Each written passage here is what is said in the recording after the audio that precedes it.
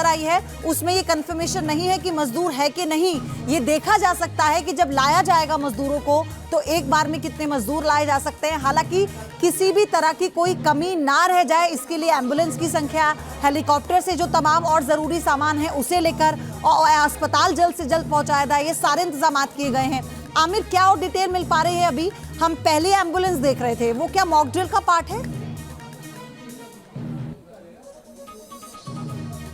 बिल्कुल, देखिए हमने पता कर लिया ये एक मॉक ड्रिल का पार्ट है। और देखिए मॉक ड्रिल केवल एक एम्बुलेंस के साथ नहीं किया जा रहा है, तमाम एम्बुलेंसेस के साथ किया जा रहा है। धीरे धीरे ये जो है एम्बुलेंसेस जो है इसी तरीके से अंदर जाएंगी। और जब भी कोई बड़े ऑपरेशन को अंजाम दिया जाता है उसमें हमेशा ध्यान रखा जाता है कि हमें प्रैक्टिस करनी होती है। किसी भी तरह के बड़े ऑपरेशन को अंजाम देने के पहले हमें बाकायदा अपने आप को तैयार करना पड़ता है। हमें यह भी देखना पड़ता है कि हमारी टीम कितनी तैयार है। हमें यह भी देखना होता है कि हमारे पास जरूरी इक्विपमेंट है वो पूरे हैं कि नहीं है, क्योंकि जब आप मॉक ड्रिल कर रहे होते हैं तो आपको पता चल जाता है कि हमें किन किन चीजों की और जरूरत पड़ रही है, वो चीजें मंगाई जाती हैं। तो कुल मिलाकर के ये जरूरी है कि आप अपनी पूरी तरीके से तैयारी कर लें। इसलिए देखें एक और एम्बुलेंस अंदर जा रही है, एक और एम्बुलेंस आप तस्वीरों में देख सकते हैं। कुछ इसी तरह से एम्बुलेंस जाएगी। इस एम्बुलेंस में जो ये मुख्य द्वार है, ये टनल का जो मुख्य द्वार है, इस मुख्य द्वार के करीब 200 मीटर अंदर हम ये तस्वीर तो देख रहे हैं कि सुरंग के अंदर, बिल्कुल टनल के बाहर और अंदर जो एम्बुलेंस जा रही है, लेकिन जो सुरंग से तमाम जो हमारे जवान हैं वो अंदर जाएंगे, फिर रेस्क्यू करेंगे जो मजदूर फंसे हुए हैं। ये प्रोसेस कितना लंबा होने वाला है? कितने घंटे का वक्त लग जाएगा इसमें?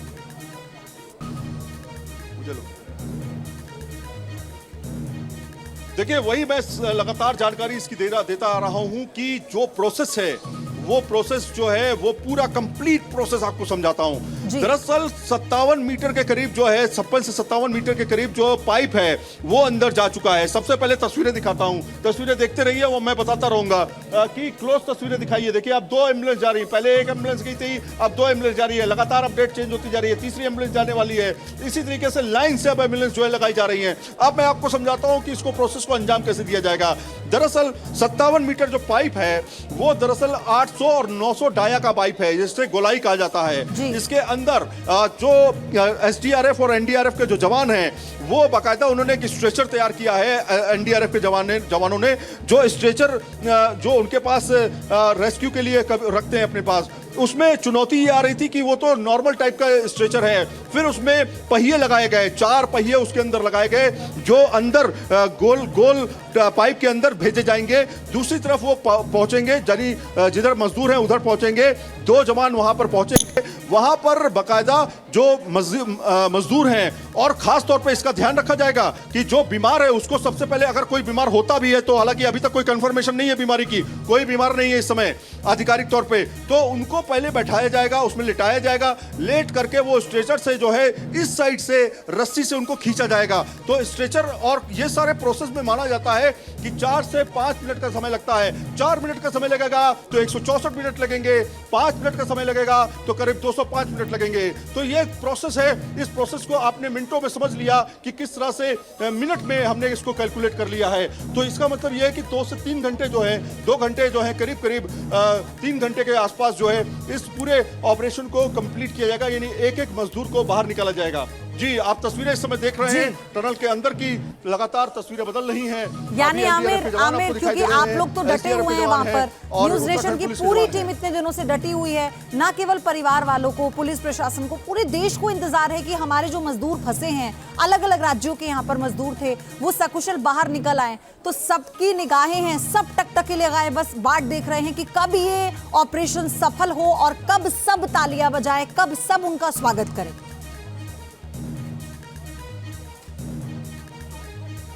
बिल्कुल, बहुत लंबा इंतजार है पयूदी, क्योंकि आपने देखा हमने तमाम परिजनों से जब बातचीत की तो उनका ये कहना था कि हमारा बेटा कब निकलेगा, हमारा पति कब निकलेगा, हमारा भाई कब निकलेगा। तो हर दिन एक सवाल होता था उनके जहन में, और वो हमसे पूछते थे, क्योंकि अधिकारी से तो बात ही नहीं कर पाते थे। जब अधिकारी से बात करते थे तो उनको अंदर ले जाया जाता था, उनसे बात करा दी जाती थी। लेकिन 21 तारीख जो थी, 21 तारीख बहुत शानदार तारीख थी। वो तारीख जिसमें तमाम कैमरे अंदर भेजे गए। जब वो पहला वीडियो सामने आया मिनट का, इसने दिखाया कि उनके भाई, उनके लोग, उनके परिजन जो है अंदर जो फंसे हुए हैं वो पूरी तरीके से सुरक्षित हैं, तो उनके सांस में सांस आई। हालांकि उससे पहले वो पाइप के माध्यम से बात कर रहे थे, लेकिन पाइप के माध्यम से वो आवाज जो होती है वो उस तरह की एक्यूरेट आवाज नहीं होती। हालांकि उधर से नाम जरूर बोला जाता था, लेकिन इस तरह से लगातार डेवलपमेंट होते चले गए। और उसके बाद आज का दिन आया। हमने इस ऑपरेशन को 3 बार एक तरह से फेल होते हुए इसलिए देखा क्योंकि जो हर्डल्स थे वो बड़ी चुनौती बनते जा रहे थे। लगातार जो लोहे के रॉड्स और लोहे के जाल लगातार मिलते जा रहे थे। जो अमेरिकन ऑर्गन मशीन थी उसने काम तो बहुत अच्छा किया, लेकिन बीच बीच में वो कट जाती थी, उसको बाहर निकालना एक बड़ी चुनौती होती थी। लेकिन हमारे साथ में जो तमाम योद्धा है जो टनल के अंदर जो रैट माइनिंग का काम करते हैं वो बहुत ही एक्सपर्ट हैं। आज उन्होंने वो खुशखबरी ला ही दी, क्योंकि वो कल से हमसे बातचीत कर रहे हैं रैट माइनर्स, और रैट माइनर्स ने कहा कि हम तो खोद डालेंगे, हमें कुछ समय का टाइम दीजिए, हम पूरा खोद डालेंगे इसको। लेकिन वो अंदर जाते हैं, सिस्टमैटिक तरीके से काम करते हैं और थोड़ा थोड़ा ही सही, सेंटीमीटर में ही सही, लेकिन खुदाई जारी रखते हैं। उसमें काम करना अपने आप में बड़ी चुनौती होती है, लेकिन वो काम करते हैं लगातार। और उसके बाद ये खबर आती है कि हमने लगभग काम कंप्लीट कर लिया है, ब्रेक थ्रू हो गया है, और उसके बाद अब ये प्रोसेस शुरू हो रही है। ये प्रोसेस जो है थोड़ा सा लंबा जरूर होगा, जब तक ये ड्रिलिंग का काम चल रहा था, आमिर, जब तक ड्रिलिंग का काम चल रहा था तब तक लोगों को ये आस थी कि किसी तरह की बाधा ना आए, जल्दी से पाइप अंदर तक पहुंच जाए। अब चूंकि हमारी टीम्स अंदर तक पहुंच चुकी हैं, सारी मेडिकल सुविधाएं अंदर तक पहुंच चुकी हैं, तो दर्शक ये जानना चाहते हैं, हम सब जानना चाहते हैं, लब्बू लुबाब कितना अप्रोक्सीमेट जो टाइम है, ड्यूरेशन है, वो कितना है?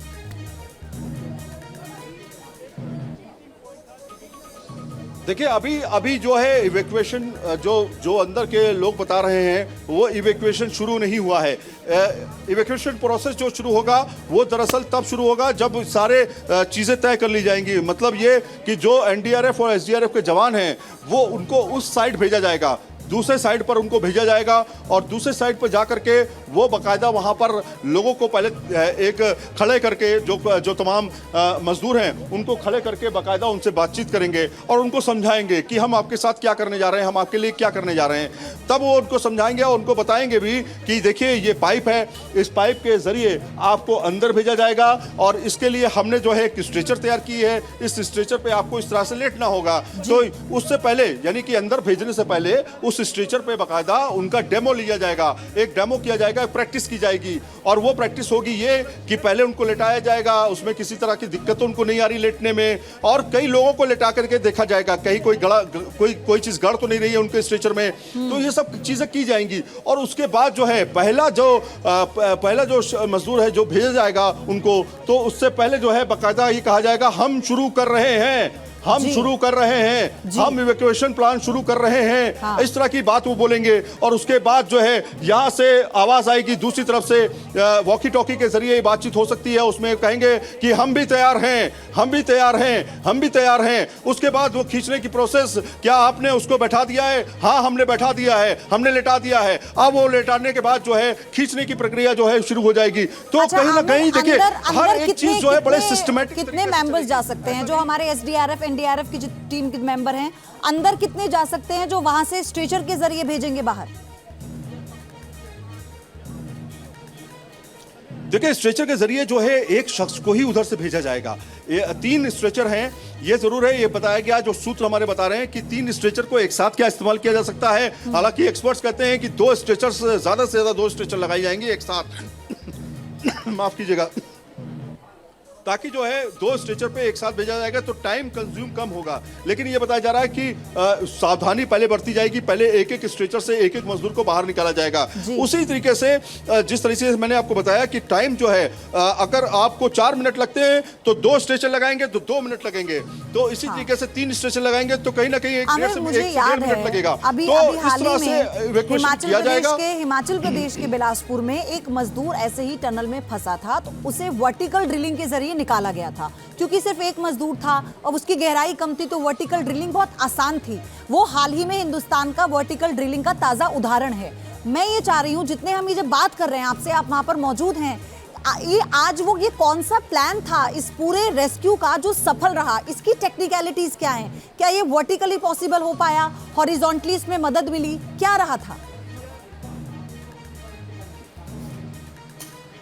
देखिए आपको बताएं कि अभी आप तो जो तस्वीरें देख रहे हैं टनल की देख रहे हैं, ये टनल के अंदर जो 3 प्लान तैयार किए गए थे और इसी तरीके से 3 प्लान जो थे वो करीब 3 प्लान ऊपर से तैयार किए गए थे, यानी पहाड़ के ऊपर से। एक प्लान तैयार किया गया था इसके दूसरे छोर यानी बड़कोट साइड में कहा गया था कि वहां पर जो 483 मीटर का एरिया बचा हुआ है टनल का, उसको तोड़ करके उस पर ब्लास्ट करके जो है हम अंदर घुसने की कोशिश करेंगे। लेकिन वो बहुत लंबा समय था उसके लिए, उसमें उसको ऑपरेशन को कंप्लीट करने के लिए। लेकिन सबसे बेहतरीन ऑप्शन जो था वो ये था कि इस टनल के अंदर जो मलबा पड़ा हुआ है, जो करीब 53 मीटर का मलबा है, उसके अंदर से पाइप डाली जाए। उसके लिए अमेरिकन ऑर्गन मशीन जो है वो मंगाई गई। और जब अमेरिकन ऑर्गन मशीन 24 मीटर के बाद फेल होने लगी तो बीच बीच में कहा गया कि कहीं प्लान फेल ना हो जाए, इसलिए दूसरे प्लान पर काम करना शुरू किया गया। दूसरे प्लान पर काम करने के लिए बाकायदा आपको पहाड़ दिखाते हैं। पहले पहाड़ देखिए, ये पहाड़ जो है ये दूसरे ऑप्शन वाला पहाड़ है। दूसरा ऑप्शन पहाड़ के ऊपर जो बाकायदा वहां पर मौजूद मशीन है उसने करीब 86 मीटर अंदर तक खोद भी दिया है, यानी 86 मीटर तक ड्रिलिंग भी हो 46 मीटर तक ड्रिलिंग हो चुकी है। टोटल 86 मीटर की ड्रिलिंग होनी थी। तो कुल मिलाकर के इस तरह की तमाम चीजें जो हैं वो हो रही थी। लेकिन यहां पर यह माना गया कि जो अंदर का प्रोसेस है, खासतौर पे इस टनल के अंदर का जो पाइप के थ्रू हो रहा है, अंदर पाइप के थ्रू जो हो रहा है वो जो है कहीं ना कहीं सबसे बेहतर माना गया। और देखिए वही हुआ जो हमने पहले कहा था कि चाहे जितने भी ऑप्शंस हों, लेकिन सबसे बेहतर ऑप्शन यही है जिसमें पाइप डाल करके उनको निकालना है। हमें चुनौती जरूर आई जब 24 मीटर का पाइप डाला गया, उसके बाद बड़े हर्डल्स देखने को मिले। काफी ज्यादा लोहे के इक्विपमेंट्स थे अंदर थे, उनको काटना पड़ा। और उसके बाद जो है फिर उसने चलना शुरू कर दिया। करीब हम 40 मीटर तक पहुंच गए, फिर हमें हर्डल्स का सामना करना पड़ा। फिर उसके बाद आप देखिए 46 मीटर पर बड़े हर्डल्स जो है वो आए, जिसमें तमाम लोहे की रॉड और लोहे के जो एक तरह से जाल है वो आई। आपको हम उदाहरण के तरीके से समझाते हैं। यहाँ पे आप देखिए, ये जो आप रॉड देख रहे हैं लोहे की, ये आप जो सरिया देख रहे हैं, ये सरिया जो आप देख रहे हैं और सरिया के साथ आप देखिए वो जाल है। ये इसी तरह के जो स्ट्रक्चर हैं वो तैयार किए जाते हैं। और इसी तरह के स्ट्रक्चर जो हैं अंदर रास्ते में मिल रहे थे। जब हम अंदर जाने की कोशिश कर रहे थे, पाइप को अंदर ले जाने की कोशिश कर रहे थे, तो इसी तरह के लोहे की रॉड, इसी तरह के जो जाल हैं वो मिल रहे थे। और इसको अमेरिकन ऑर्गन मशीन का जो ब्लेड है वो दरअसल इसको काट नहीं सकता है, इसलिए इसको बार बार काटने के लिए एक शख्स जाता था जो कि गैस कटर से इसको काटता था। तो यही दिक्कतें जो थी सामने, यही दिक्कतें लगातार आ रही थी। इसी वजह से ऑपरेशन ये डिले होता चला गया। लेकिन फिर उसके बाद जब कम दूरी बची तो प्लान ये बनाया गया कि अंदर जो है एक व्यक्ति भेजा जाए। धक्का देने के लिए अमेरिकन ऑर्गन मशीन जो है ठीक है, लेकिन अंदर भेजने के लिए, खुदाई करने के लिए रेट माइनर्स का इस्तेमाल किया जाए। तो रेट माइनर्स जो है 28 रेट माइनर्स को बुलाया गया। 28 रेट माइनर्स में से 6 रेट माइनर्स को तैयार किया गया और उन्होंने खोदना शुरू कर दिया। उसमें कई लोगों से हमने बातचीत की, उन्होंने कहा कि हम 1 मीटर कुछ ही घंटों में खोद सकते हैं। तो सबसे सटीक जो प्लान था वो यही हुआ और इसी वजह से आज हम सक्सेस के बिल्कुल करीब हैं। ये सफल ऑपरेशन हो रहा है उन्हीं की मदद से। जी बिल्कुल, और इस सफलता में बस थोड़ा ही वक्त और लगने वाला है आमिर, जैसा आप ये बता रहे हैं। लेकिन आमिर, उससे भी बड़ी बात, ये अपने आप में पूरी केस स्टडी बन गया रेस्क्यू ऑपरेशन। 17 दिन इसमें लग गए, इसमें हर तरह की टेक्निक का इस्तेमाल कर लिया गया और ये आने वाले समय में ये एक बहुत बड़ी केस स्टडी होगा जिसे कई एग्जाम्पल के तौर पर दिया जाएगा और कई चीजें हमें सीखने को मिली इससे। देखिए बहुत सी चीजें सीखने को मिलेंगी, क्योंकि आप देखिए हमने जब हम शुरुआत में आए तो जब हमने टनल देखा, इस टनल को समझा और इस टनल की स्टडी की, तो हमने ये पाया कि, और यहाँ के गांव वालों से भी हमने बातचीत की ताकि वो करीब से ये रोजाना का काम देखते थे, तो उन्होंने हमें बताया कि इसमें बहुत